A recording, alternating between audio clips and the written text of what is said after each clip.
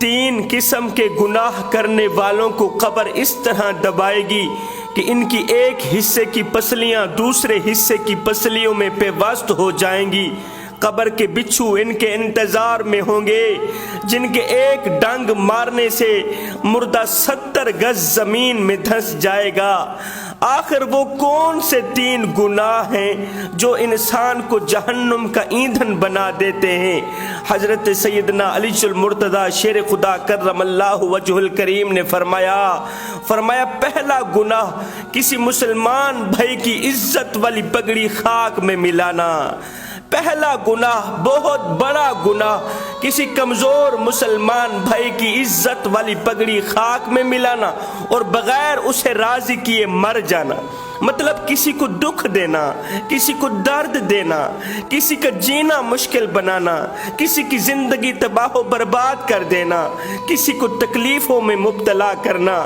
فرمایا کسی کو اتنا مت ستاؤ، کسی کو اتنا مت رلاؤ کہ وہ اللہ کے سامنے تمہارا نام لے کر رو پڑے۔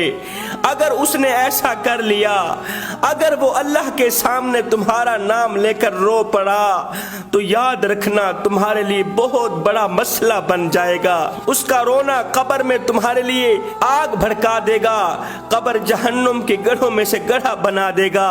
فرمایا دنیا میں لوگوں کا جینا حرام کرنے والوں کو قبر روزانہ آواز دیتی ہے، او نادانو، او میں کیڑوں کا مسکن ہوں، نیک اعمال لے کر آنا، میرے اندر اندھیرا ہی اندھیرا ہے، روشنی لے کے آنا، میرے اندر آگ کا بستر بچھا ہے، آگ کا بچھونا بچھا ہے، پھولوں کا بستر لے کر آنا۔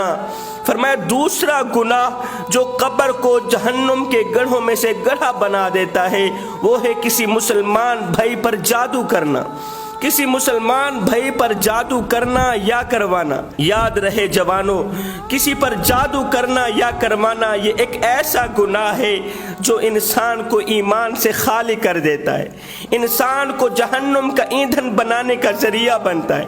فرمایا تیسرا گناہ تکبر کرنا۔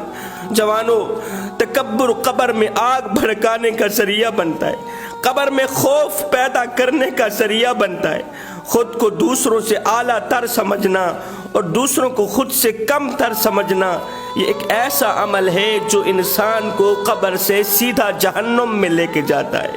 ہائے، انسان کمزور پیدا ہوتا ہے مگر طاقتور ہوتے ہی خود کو خدا سمجھنے لگ جاتا ہے۔ ہاں کمزور پیدا ہوتا ہے مگر 4 دن کی مہلت پا کر حضرت انسان اپنی اوقات بھول جاتا ہے۔ جب انسان اپنی اوقات بھول جاتا ہے پھر اسے اتنا پتہ بھی نہیں رہتا کہ مٹی کا کھلونا جیتے جی تو بہت شور مچاتا ہے لیکن جب مرتا ہے تو مر ہی جاتا ہے۔ اے حضرت انسان، تیرے غرور کی اوقات تو بس اتنی سی ہے، تیرے تکبر کی اوقات تو بس اتنی سی ہے کہ جب تو دنیا میں آیا تھا تو لوگوں نے ہی تیرے ننگے وجود کو ڈھانپا تھا اور جب تو دنیا سے گیا تھا، مرا تھا تو لوگوں نے ہی تیرے ننگے وجود کو ڈھانپ کر تجھے رخصت کیا تھا۔ تو غرور کس بات کا کرتا؟